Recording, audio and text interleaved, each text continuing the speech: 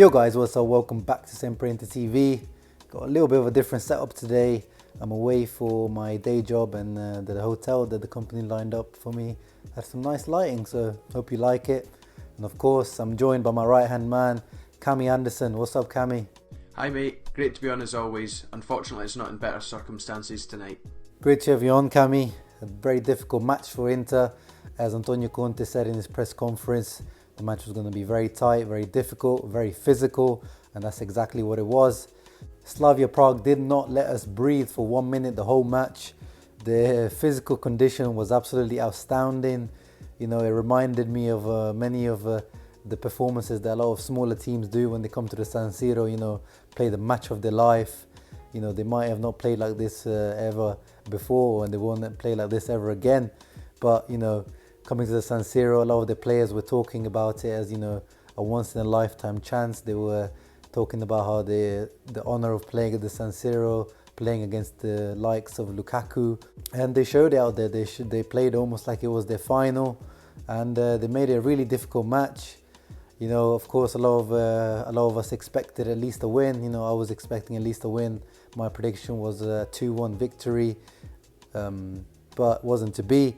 1-1, still not too bad. Let me know what your thoughts are on this, Cammy. Was it Inter that were to blame for a poor performance, or should Slavia Praha be praised for, you know, doing their homework, being prepared, and playing with their hearts out? Unfortunately, it just wasn't good enough tonight. A lot of players underperformed, and Slavia Praha, well, they deserve a lot of credit. You could really tell that their coaching staff and their manager had done their homework on us. They'd done really well to nullify us, and for large periods of the game, they looked the much better side. We just really struggled. There wasn't much in the way of creativity. We did have chances in the first half, but obviously we failed to take them, and so that's obviously no use. The game itself was one that we had to win. We've kind of given ourselves a lot to do now in the remaining 5 group stage games. Getting 6 from Slavia Praha was pretty much essential, so we're now really banking on one of the other sides either slipping up or us maybe picking up a surprise result elsewhere in the group. Yeah, you've made some really good points there, Cammy. And what were your thoughts on Roberto Gagliardini starting? He was the surprise inclusion. I was expecting perhaps Vecino to start due to the physicality of the midfield, or even Barella maybe. But it made sense at the start of the formation when they came out for Gagliardini to be starting, to add some physicality in there in the middle. What did you make of his performance? In terms of players that kind of stood out for good or bad, Roberto Gagliardini was really poor for me tonight. I was surprised when he started, and yeah, he'd just done very little to kind of show me otherwise that he deserved to start. For large periods of the game, he was completely anonymous and had the Harry Potter invisible cloak on, and I certainly don't think he should be starting in this weekend's derby. I was once again impressed by Stefano Sensi. He done a lot again, and obviously got the assist for what was our equaliser. Man said invisibility cloak. Yeah, you're right. He gives the impression sometimes of not being on the pitch, or just not having the intelligence or positioning to put himself in the right places. And yeah, I hope he does not start in the derby, although he did have a few flashes of brilliance or good play, but as always, he does that and then just goes back into mediocrity, and that's just not good enough, especially in the Champions League matches when you need a little bit of extra character. And that's what I know. I criticise Vecino, but a lot of other people criticise Vecino, but he does bring that extra character, oomph into the team, and that's what Barella did in the second half when he came on with a lot of energy. Clearly, he's not happy with how things are going in the beginning of his Inter career. Has got his first goal, well deserved, and you know, hopefully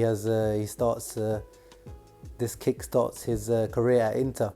Up front, Lukaku still looks like he has a bit of an issue with his back. That's what happened in the previous match against Udinese. Conte said he was a 50-50 for that match, but he played through the pain, and he still doesn't look 100%. So, you know, he wasn't great out there, and his aerial play was really poor today. Actually, he lost out a lot of headers to their defenders. The reading of the flight of the ball is really bad a lot of times. His link-up play wasn't good enough today, but his partner, Lautaro Martinez, wasn't much better. Very disappointing match from him.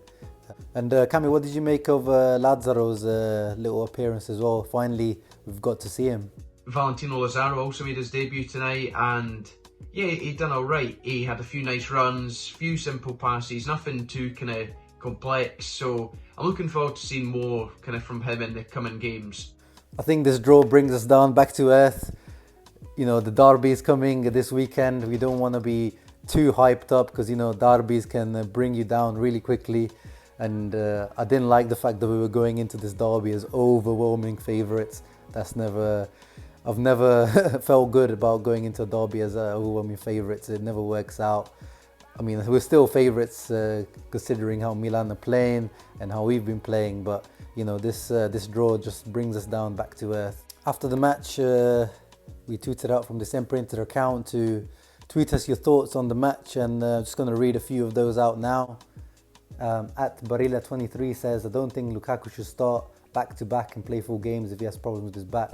You can see that it isn't a good plan at the moment. Yeah, I think in theory you're right, but unfortunately we don't really have an alternative at the moment in terms of straight alternative to Lukaku. That's why Antonio Conte wanted Edin Dzeko so badly. Sanchez, the alternative that we went for instead, you know, is a completely different type of player. He could play in that position, but, you know, the team would have to completely change the way they play.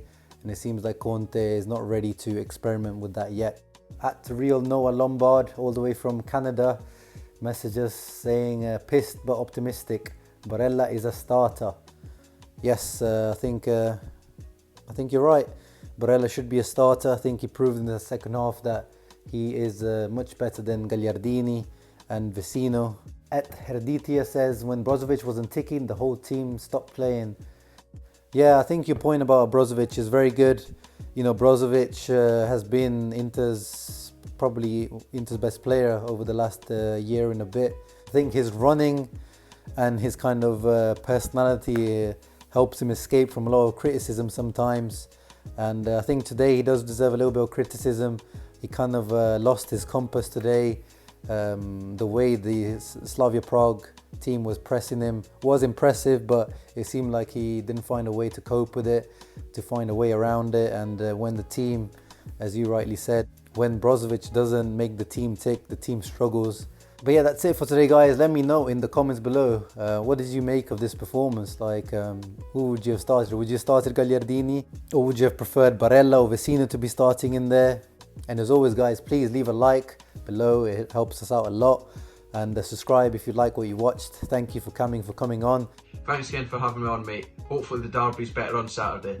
And we'll bring you the Milan derby preview as soon as possible. Take care. Ciao.